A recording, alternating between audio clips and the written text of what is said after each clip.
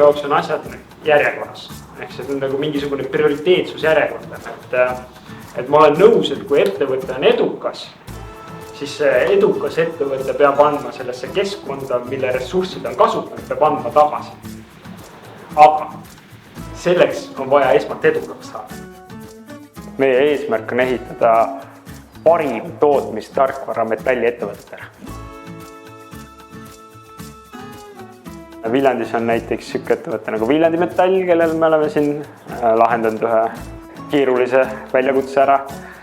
Siis PHC näiteks kasutab esiili. Ja need on nagu sellised suuremad metalliettevõtted Viljandis, kes kasutavad esiili. Et me küll tegutseme lokaalselt nii-öelda Eestis, aga tegelikult me mõtleme kogu aeg globaalselt. Ehk me tegelikult valmistame neid järgmisi samme ette, et minna välisturgudele. Mul on vaja talendikaid inimesi, kes tuleksid Viljandisse tagasi, tahaksid siin elada, tahaksid tööd teha ja tahaksid oma elu selle keskkonnaga siduda.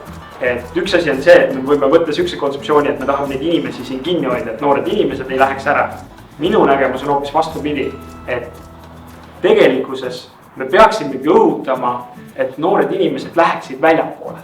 Läheksid õppima, läheksid maailma kogema, läheksid vaatama ringi, koguksid neid teadmisi üle maailma.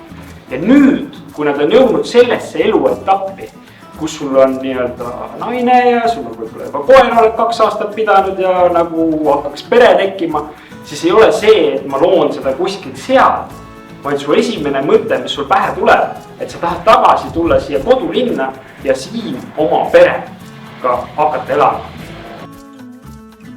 Mina olen siin sellepärast, et kui ma astun uksest välja, siis ma võin 10 minuti pärast joosta sellises kohas, et ma ei saa aru, et ma olen linnas. See on minu jaoks väärtus.